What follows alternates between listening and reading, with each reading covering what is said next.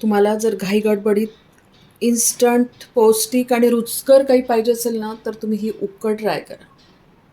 तिन्ही ऋतूमध्ये छान गरमागरम वाफाळलेली ही उकड जी आहे ना, तुम्ही नाश्त्यासाठी तयार करू शकता किंवा रात्रीच्या जेवणामध्ये अगदी तुम्हाला थोडंसं लाईट लाईट खायचं आहे, कमी खायचं आहे, तर तेव्हाही खूप छान ऑप्शन आहे. ही उकडीची विशेषता काय आहे ना, की इतकी झटपट तयार होते, म्हणजे 5 ते 7 मिनिटात ही उकड तयार होते. अगदी शिजायला सुद्धा कमी वेळ लागतो याला. हा एक पारंपरिक पदार्थ आहे. पारंपरिक पदार्थ म्हटलं की करायला अगदी सोपे, खायला मात्र रुचकर आणि पौष्टिक. आणि वरून थोडीशी कोथिंबीर टाकली की वाह! काय दिसते. मस्त गरमागरमच हे खायचे, तुम्ही बघू शकता. नमस्कार, Sushma's healthy wealthy recipes and salad मध्ये सर्वांचे खूप खूप स्वागत. आणि आज आपण कोकणातला पारंपरिक पदार्थ पाहतो आहे आणि ते म्हणजे तांदूळाच्या पिठाची उकड. म्हणजे पदार्थ अगदी साधा, सोपा आणि पौष्टिक आहे आणि हा पदार्थ त्यांच्यासाठी आहे की ज्यांनी हा पदार्थ कधी बनवला नाही किंवा ऐकला नाही. पटकन होणारी रेसिपी आपण बघूया, पण त्याआधी जर तुम्ही माझ्या चॅनलवरती नवीन असाल किंवा अजूनही माझं चॅनल सबस्क्राईब केलं नसेल तर प्लीज चॅनलला सबस्क्राईब करा. रेसिपी आवडली तर जास्तीत जास्त लाईक करा, शेअर करा, तसेच बेल आयकॉनला पण क्लिक करा जेणेकरून माझ्या नवीन व्हिडिओचे नोटिफिकेशन पहिल्यांदा तुम्हाला येतील. रेसिपीला एक लाईक नक्की द्या आणि चला पटकन रेसिपी बघूया. इथे मी तांदूळाची उकड तयार करण्यासाठी 2 वाट्या तांदूळाचं पीठ घेणार आहे. तांदूळाचं पीठ रेडीमेड पण मिळतं किंवा तुम्ही घरी पण तयार करू शकता. त्यानंतर इथे मी 6 हिरव्या मिरच्या घेऊन घेतलेल्या. तर ह्या तिखटवाल्या हिरव्या मिरच्या आहेत. तुम्ही मिरचीचं प्रमाण तुमच्या चवीने घ्या. नंतर 10 लसणाच्या पाकळ्या आहे.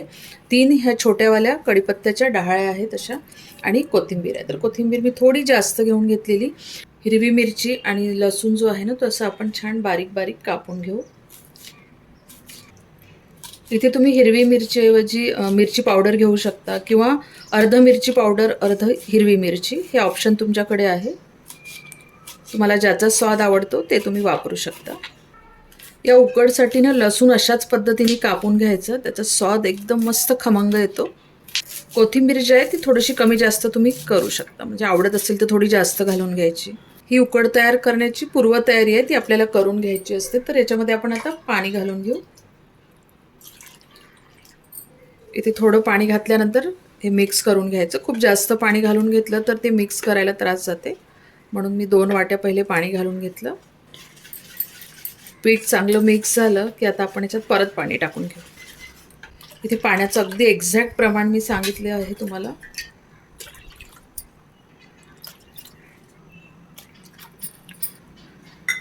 तर इथे मी 6 वाट्या पाणी घेऊन घेतलेलं.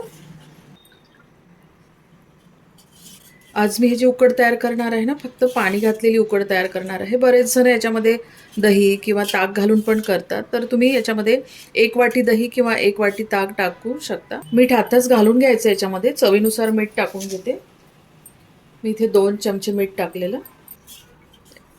तुम्ही 1 वाटीची सुद्धा तयार करू शकता. हे जे प्रमाण सांगितलेलं आहे मी, हे 2 वाटीसाठी आहे. तर उकड फोडणी घालून घेऊया. तर याच्यासाठी अगदी थोडं तेल लागतं. छोटे 2 चमचे मी तेल घेऊन घेतलं. पाव चमच्याला थोडं कमी हिंग आहे किंवा 5 ते 6 चिमूट घालून घ्यायचं. हिंग असं छान तेलामध्ये फुलला की 2 चमचे पोहे कायच्या चमच्यानी मोहरी, आणि मोहरीलाही तडतडू द्यायचं. मोहरी अशी छान तडतडायला लागली की 2 चमचे जिरं घालून द्यायचं आणि जिऱ्यालाही छान फुलू द्यायचं. लसूण पाकळ्या हलक्याशा अशा थोडासा रंग चेंज झाला की त्याच्यानंतर हिरवी मिरची घालून घ्यायची. तुम्ही बघू शकता छान लसणाच्या पाकळ्याचा असा रंग चेंज होतो आहे. त्यानंतर आपण याच्यामध्ये कढीपत्ता घालून घेऊ आणि फोडणीला थोडी कोथिंबीर घालू. मस्त स्वाद येतो त्याच्यामध्ये. आता हे थोडं मिक्स करून घेऊ. तुम्ही याच्यामध्ये हळद पण घालू शकता अर्धा चमचा, पण मी बिना हळदीची करत आहे. दिसायला खूप छान दिसते. आणि अशी ही खमंग फोडणी तयार झाली की त्याच्यामध्ये 1 वाटी पाणी घालून घ्यायचं. आणि आता आपण भिजवून घेतलेलं तांदूळाचं पीठ त्याच्यामध्ये टाकून घेऊ. तर थोडंसं फिरवून घ्यायचं हे टाकायच्या वेळेस, म्हणजे ते सगळं खाली बसणार नाही तांदूळाचं पीठ. आणि आता गॅसची फ्लेम वाढवून आपल्याला हे सारखं फिरवत राहायचं आहे खदखदेपर्यंत. तुम्ही बघू शकता आता हळूहळू हळूहळू हे घट्ट व्हायला लागलेलं आहे. आणि उकड म्हटलं की थोडीशी अशी लुसलुशीतच ती असायला पाहिजे, म्हणून पाण्याचं एक्झॅक्ट प्रमाण आहे हे. आणि चांगली शिजवून घ्यायची म्हणजे अगदी चवदार तयार होते.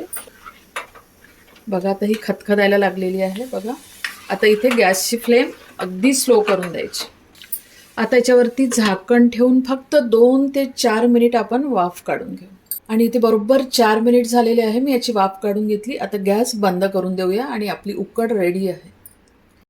आणि बघूया आपली उकड. आहाहा, काय सुंदर दिसते आहे ना. आणि बघा म्हणजे पाण्याचं प्रमाण आपलं इतकं परफेक्ट झालेलं आहे आणि उकड पण आपली अगदी मस्त लुसलुशीत तयार झालेली आहे. म्हणजे ही उकड इतकी लुसलुशीत झाली आहे तर तुम्हाला वाटेल की टाळाला वगैरे चिटकत असेल वगैरे, तर असं अजिबात नाही. आणि इथे मस्त गरमागरम आपण सर्व करूया.